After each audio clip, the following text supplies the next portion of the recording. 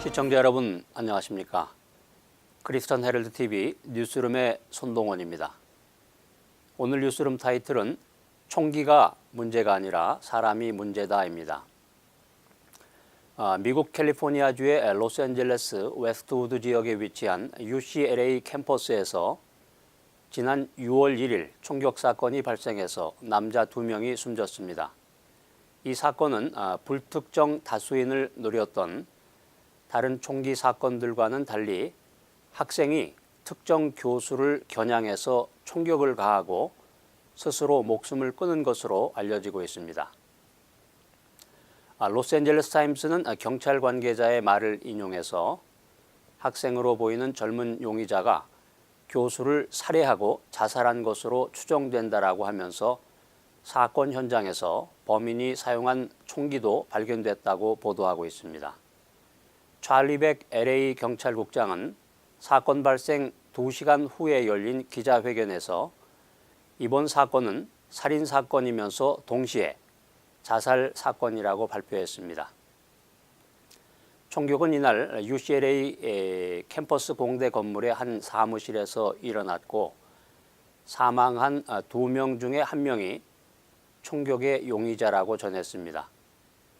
이 사건을 수사 중인 LA 경찰국은 자살 총격 사건의 용의자가 미네소타 출신의 인도계 전직 박사과정 대학원생인 사르카르이고 그의 집에서 살생부 명단이 적힌 노트가 발견되었다고 전하고 있습니다. 경찰은 사건 용의자인 사르카르가 공대 건물 실험실에서 항공우주공학 조교수인 클러그 교수를 총격 살해하고 스스로 목숨을 끊었다고 발표했습니다.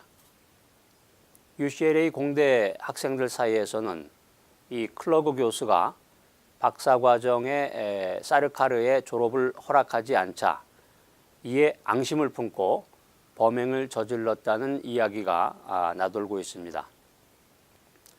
경찰 조사 결과 용의자는 인도 공과대학교에서 항공우주공학을 전공하고 미국으로 유학을 와서 스탠포드 대학교에서 석사 학위를 받은 후에 UCLA에서 박사과정을 공부한 것으로 밝혀졌는데 이처럼 유명 대학의 교수와 또 제자 사이에 이 총격 살인 사건이 벌어진 것에 대해서 많은 미국인들은 충격에 빠져 있습니다. 현재 미국의 50개 주 가운데서 텍사스주를 비롯한 8개 주가 캠퍼스 내의 그 총기 휴대를 인정하고 있습니다.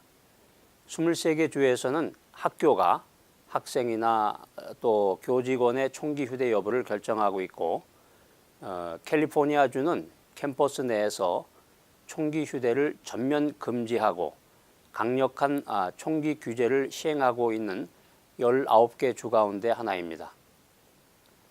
로스앤젤레스 타임즈는 UCLA 총격 사건이 2012년에 26명의 목숨을 앗아간 샌디훅 엘리먼터리 스쿨 총기 난사 사건 이래 학교에서 벌어진 186번째의 총기 사건이라고 소개하고 있습니다.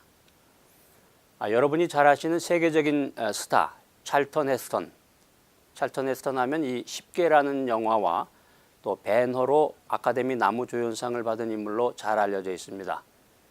찰턴 헤스턴은 영화 배우로서 최고의 인생을 살았지만 1980년 이후에는 스크린에서 모습을 감추고 맙니다. 그 이후에는 NRA, 다시 말해서 전미 총기협회 회장이 됩니다. 전미 총기협회 협회는 1871년 미국 남북전쟁 당시에 북군 출신의 장교들에 의해서 창립된 미국의 보수주의 단체로서 로비 활동을 통해서 총기 규제를 막고 있습니다. 이 스타 배우 출신이었던 찰턴 헤스턴은 미국 최고의 권력들을 움직이는 라비스트가 되어서 미국 내의 총기 규제에 대해서 반대하고 또 총기 확산에 앞장선 대표적인 인물로 손꼽히고 있습니다. 내 총을 빼앗으려거든 나를 죽여라. 이 찰턴 헤스턴이 남긴 아주 유명한 말입니다. 오바마 이전의 대통령 선거에서 엘 고어가 부시에게 패배한 결정적인 이유도 사실은 엘고어가 총기 규제에 찬성했기 때문이라는 이 사실은 이미 널리 알려진 사실입니다. 그리고 현재 오바마 대통령도 마음은 총기 규제에 있지만 적극적인 정책을 펼치지 못하고 있습니다. 미국에서 총기라는 것은 단순한 살상 무기가 아니라 미국인들의 정신이라고 말할 수 있습니다. 서부개척 시대와 남북전쟁을 거치면서 미국인들에게 이 총기의 의미는 자신을 지키는 근원적인 물건으로 자리매김해온 것입니다. 이미 미국 내에 보급된 총기가 3억 자루에 근접해 있는데 이것이 문제입니다. 총기 규제법이 통과가 되어도 총기를 회수한다는 것은 사실상 불가능해 보입니다. 이것이 현재 미국이 처한 가장 큰 딜레마인 것입니다. 미국 민간에 퍼진 이 3억 자루의 총들로 인해서 미국에서는 앞으로도 계속해서 총기 사고들이 벌어질 것입니다. 그렇습니다. 이 총기 사고라고 하는 것은 정말로 끔찍한 일입니다.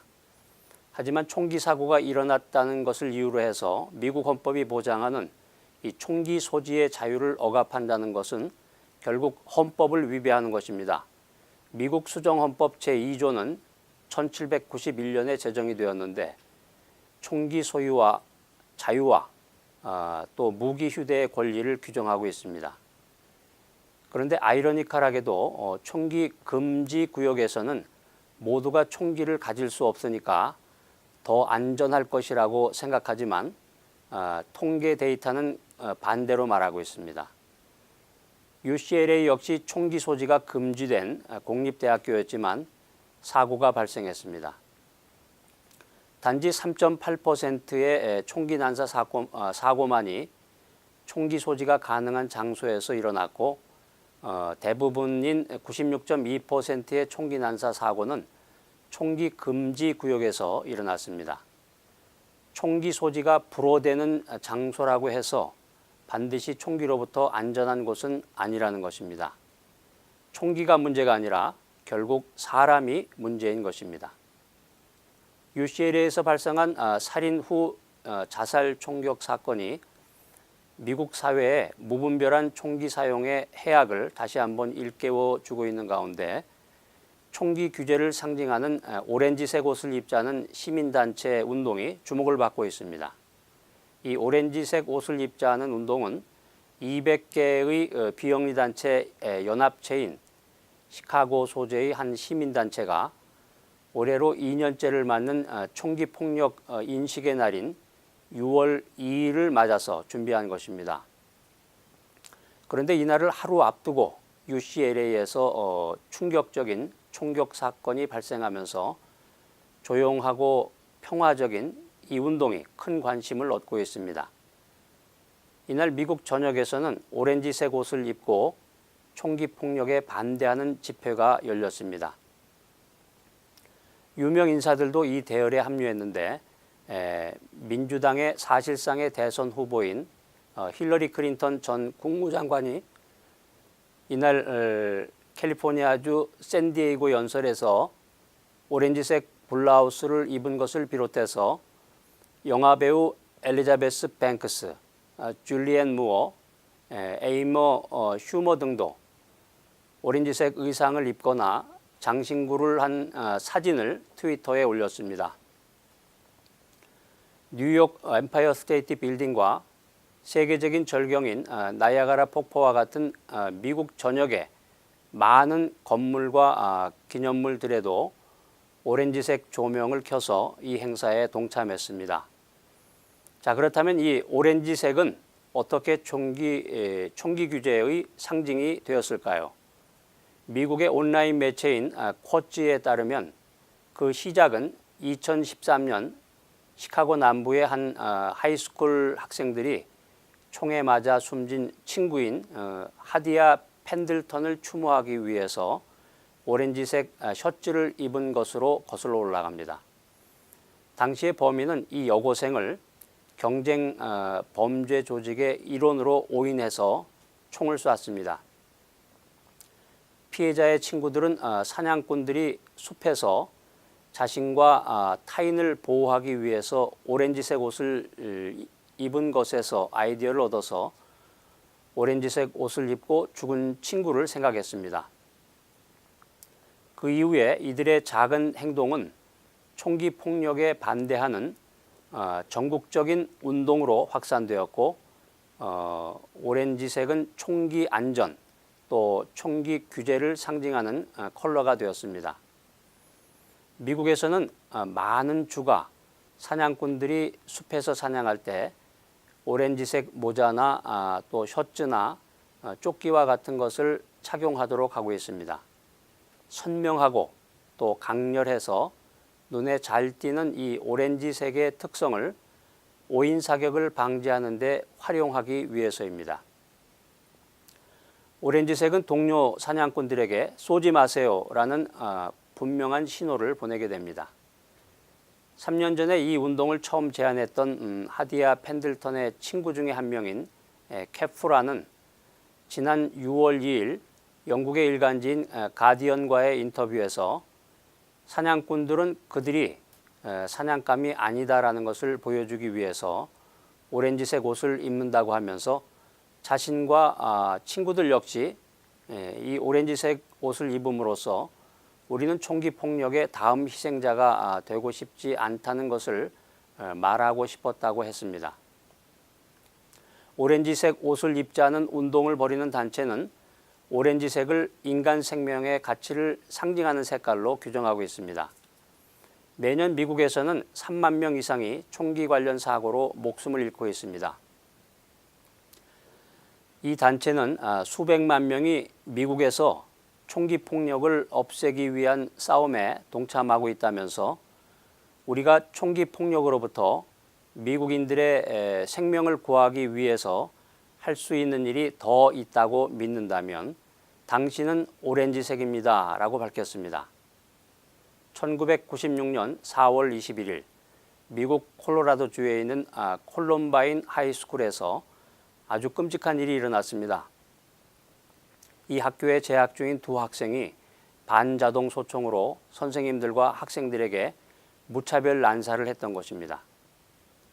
이로 인해서 선생님과 학생 13명이 비명에 살해당하는 충격적인 일이 벌어졌습니다. 그런데 그 일이 있은 후에 그 살해된 학생 중에 캐시 버널이라는 학생의 추모 열기가 미국 전역에서 일어났습니다. 그녀를 이 시대에 순교자로 추모하는 집회가 잇따르고 그녀의 생애를 기리는 인터넷 사이트도 등장했습니다. 버널 양은 총격 사건이 나던 그날 총을 든 학생이 다가와서 총을 머리에 들이대면서 하나님을 믿느냐? 이런 질문에 캐시 버널은 서슴없이 그래요, 나는 하나님을 믿어요 라고 대답을 했고 범인은 욕설과 함께 그녀에게 총을 쏘았고 머리에 총을 맞은 버널 양은 그 자리에서 숨졌습니다. 버널 양의 장례를 집례했던 조지 커스텐 목사는 그녀를 순교자라고 말했습니다.